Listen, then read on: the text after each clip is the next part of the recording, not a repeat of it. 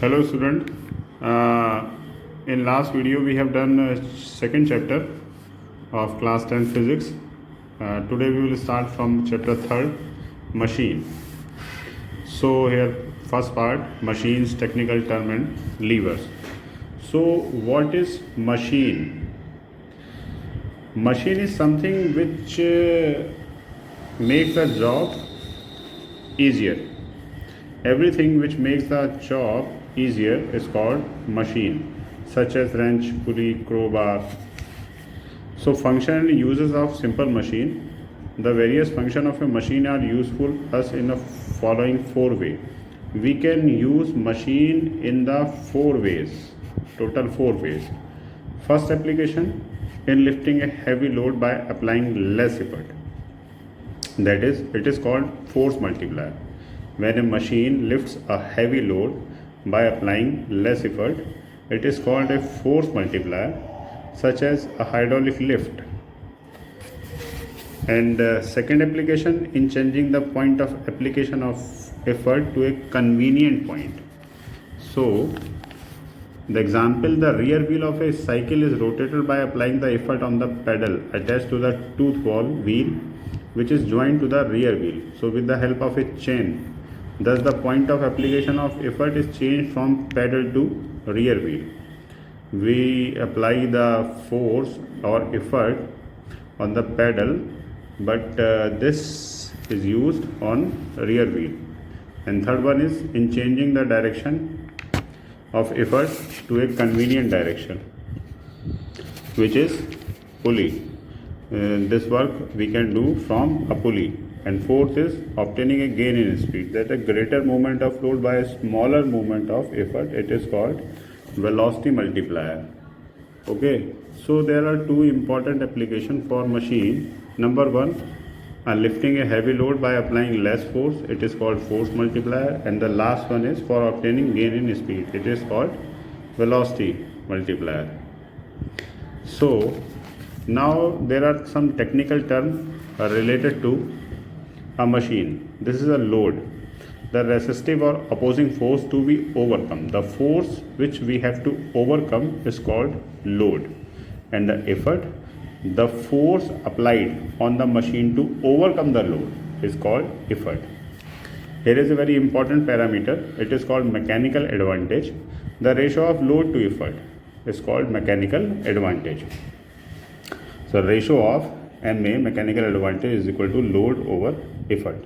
So load and effort both are forces having SI unit Newton. So you can see that there is no unit of mechanical advantage. The value of mechanical advantage decides that a machine which function it will do.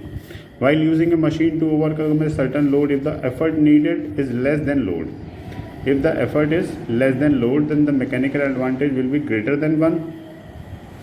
And if the effort is greater than the load, then the mechanical advantage is less than 1. A machine has mechanical advantage equal to 1 means load is equal to effort. So machine having the mechanical advantage greater than 1. If a machine having a mechanical advantage greater than 1, it is acts as a force multiplier. While the machine having the mechanical advantage less than 1, which gives the gain in speed, it is act as a velocity multiplier. The machine having the mechanical advantage equal to 1 is generally used to change the direction of effort, as there is no gain in force or speed. So value of mechanical advantage decide which function machine will perform. So if the mechanical advantage is greater than 1, then it is act as force multiplier. And if it is less than 1, it acts as velocity multiplier, and if it is equal to 1, then it is generally used the change of direction of effort. Now we have another important parameter. It is called velocity ratio.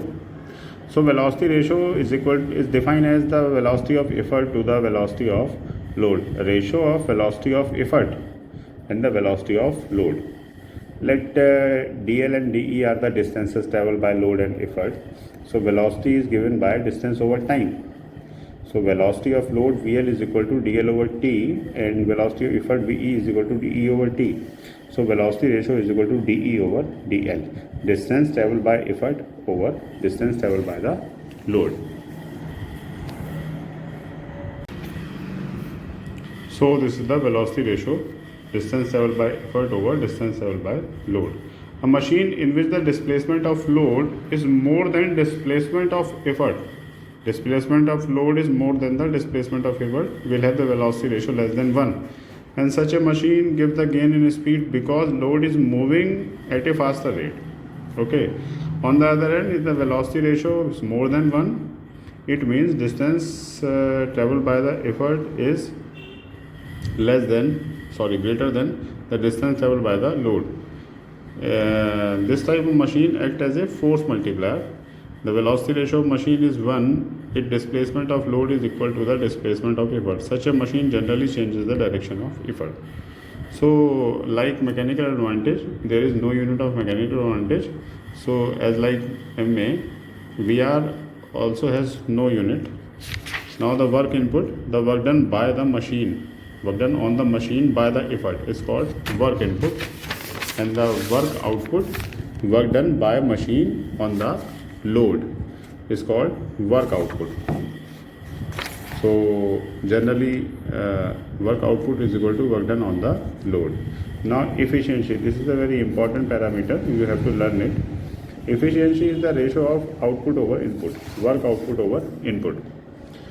But efficiency is usually expressed in percentage, so we may write eta, this is eta, work output over work input into 100%. It has also no unit. Due to friction, this is a very important note. For a machine, for a real machine, the value of eta is always less than 100%. Due to friction, the reason is due to friction and the weight of the moving part of a machine of a given design, its velocity ratio does not change, but the mechanical advantage decreases, so its efficiency decreases. Now the principle of machine. For an ideal machine, input energy is equal to output energy. This is the principle of an ideal machine.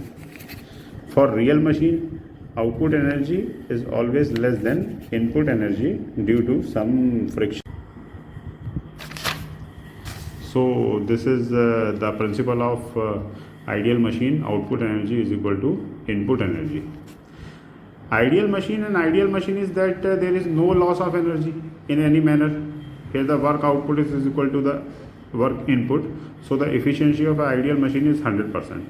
But in actual machine, output energy is always less than input energy. There are some reason for this, but the important factor is friction or loss of energy in form of heat.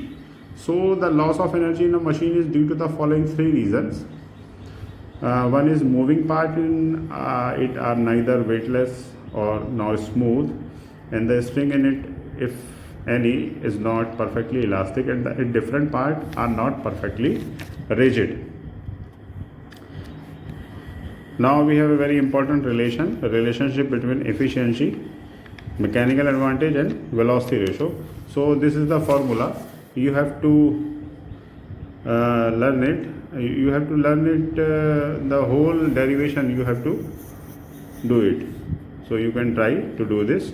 So the relation between MA, VR and eta is mechanical advantage is equal to velocity ratio into efficiency of machine. So in this chapter, from first topic to topic number 3.4, you have to learn it very carefully. This is a very important chapter. In next video, we will discuss about levers.